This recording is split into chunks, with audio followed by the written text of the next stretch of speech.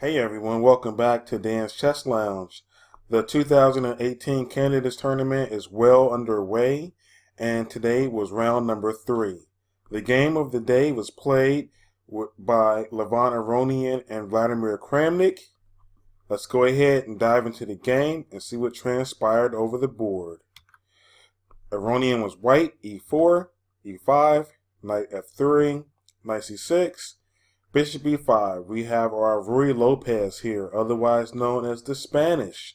The idea for white is to eliminate the sole defender of the e-pawn there by taking on c6, and then white can grab the pawn on e5.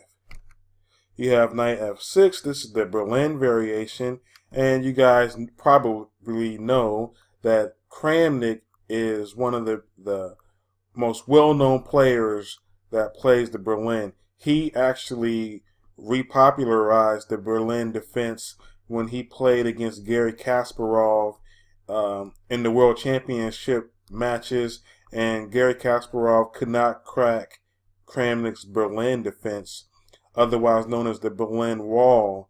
So this is definitely one of Kramnik's pet openings. This is one of his specialty openings. So Aronian is going to be up to a tough task today.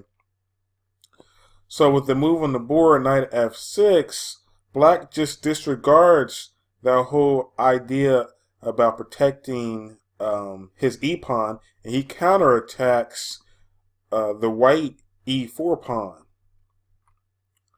So Aronian plays d3, and this here is going to allow the players to keep the queens on the board.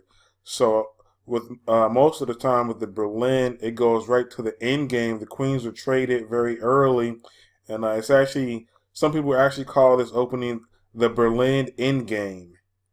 But with d3, the queens are going to stay on the board, and that's going to allow a more tactical game to happen. So it's good for us, fans and spectators.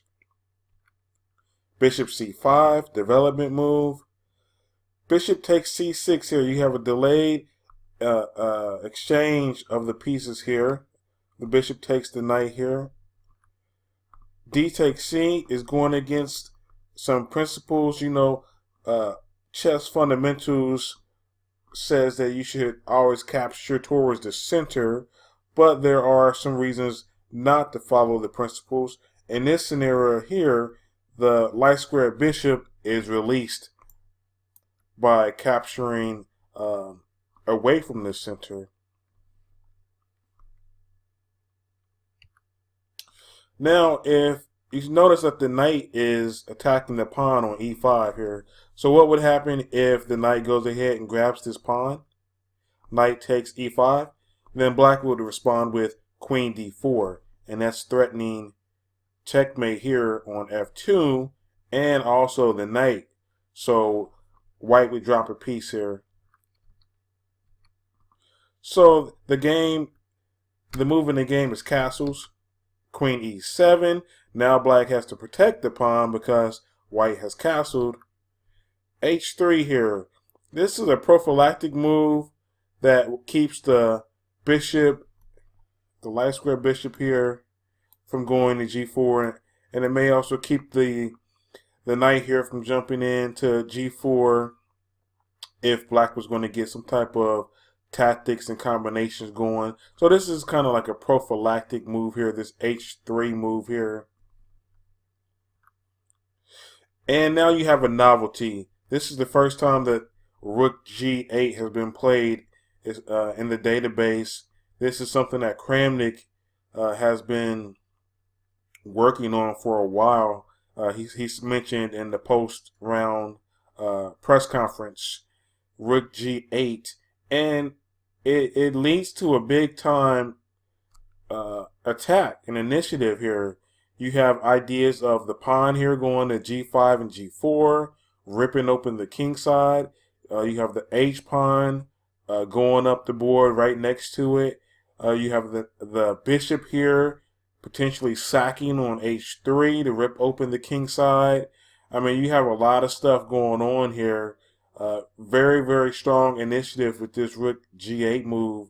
I'm surprised that it has never been played before because it seems like the attack just plays itself out really.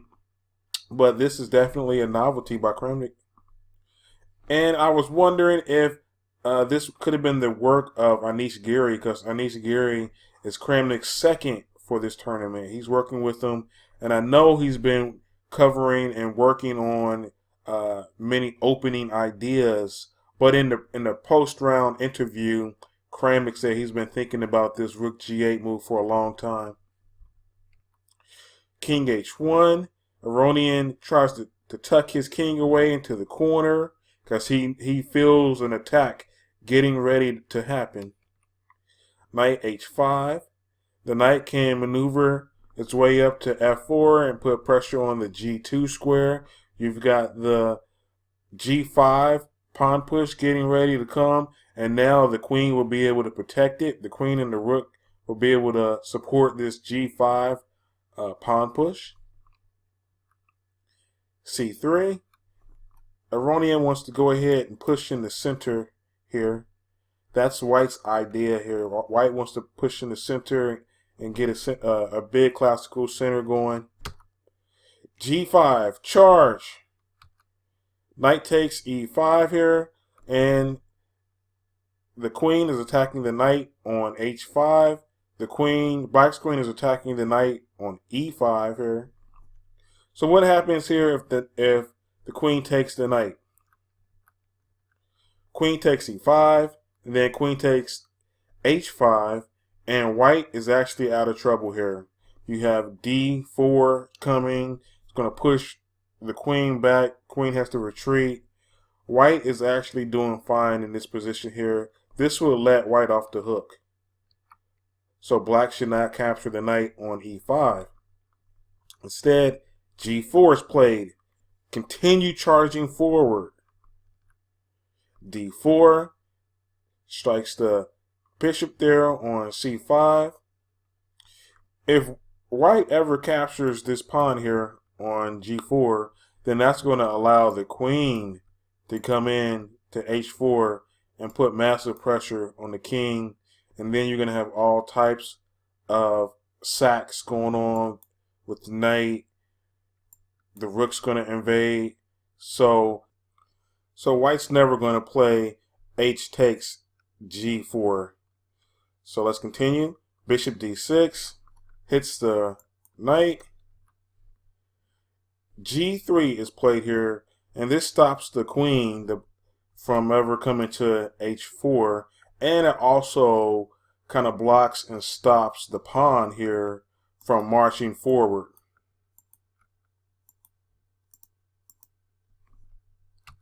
You have bishop takes knight, pawn takes bishop, queen takes on E5, and I just want to note here, let's kind of regroup and gather our thoughts here.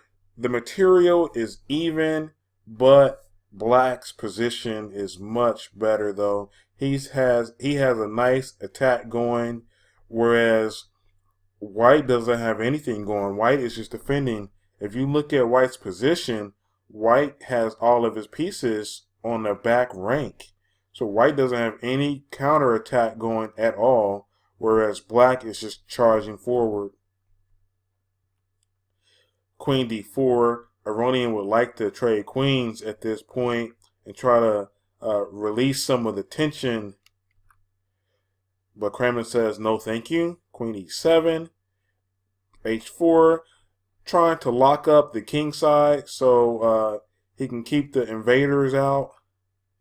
C5 here hits the queen. C4. Queen C4. Bishop E6 hits the queen again. Queen goes to B5. C6 hits the queen for a third time in a row. Queen A4. So guys, I want you to look at that. Black was able to play 3 straight moves with tempo on the queen. Meanwhile, White's pieces are still sleeping on the back rank. So Black has a massive lead in development. The only piece that's out for White is his queen. F5. Kramnik is continuing to bust open the king side in the center. Bishop g5. What hits the queen? What would you play here, guys? Bishop g5 attacks the queen here. Do you retreat? What do you do here? Rook takes g5. That's an incredible exchange sack. Kramnik did that to bust open the king side. Pawn takes rook.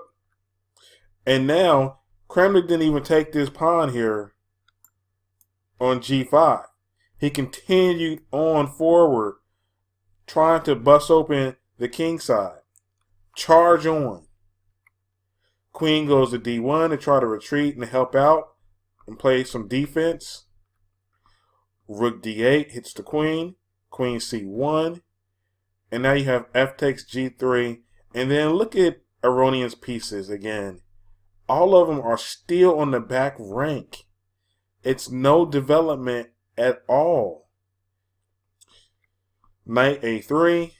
And I just wanted to say that it's a sad day when you don't have any pieces developed on the 23rd move of the game. And then when you finally do develop your piece, you have to play your knight to the side of the board. So it gets a sad emoji for that one. Rook d3. An incredible rook lift. Rook d1 tries to counteract the rook lift. But now you have this phenomenal move. Bishop d5. Going right into the attacking square of the pawn on e4. So what happens if Aronian captures the bishop? Now you have a mate in 6. Queen e4 check. King g1. G takes f2. King takes. Rook goes to h3. Rook g1 to try to block. But then you have rook h2. Rook gets in the middle of it, but then you have rook takes g2. Followed by queen e2 checkmate. So the bishop can't be taken. It's immune from being taken. So instead, f3 was played in the game to try to shore up this diagonal here. I didn't draw my arrow straight, but you guys get the point.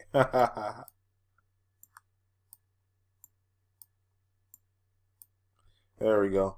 So then you have g takes f3. The bishop is taken now, but then you have queen e2. Now you have checkmate threatened on g2. Checkmate is threatened on h2. Rook goes to e1.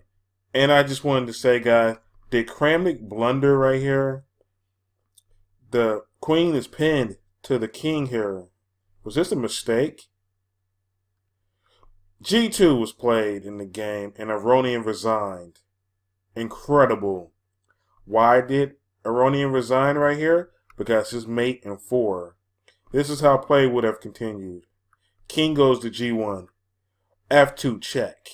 Forks the rook and king. King h2. Queen. Rook takes. Promotion to queen on f1 with check also. King goes to h1. And now you have a multitude of checkmates. You can checkmate with the knight, the rook, either queen. So let's just do knight g3, checkmate. Guys, this was one of the best games that I've seen ever, really. This is the best game of this year. But this game here, to me, goes right up there with those Kasparov games where he played incredible tactics against Karpov in the World Championships. This was a brilliant, brilliant game by Kramnik. From the get-go, from rook g8 on forward, it was just non-stop, like a Mack truck just rolling down the hill, unstoppable. So this was a phenomenal game, in my opinion. So after this, after round 3, Kramnik is the sole leader of the candidates tournament with 2.5 points. So I wonder if the work with Anish Giri is definitely paying off and proving to be a great asset. Because he's working with Giri. Giri is his second in this tournament, and Aronian is playing some very inspired chess. So, okay, guys, I hope you enjoyed the video. Don't forget to like, comment, and subscribe. See you next time.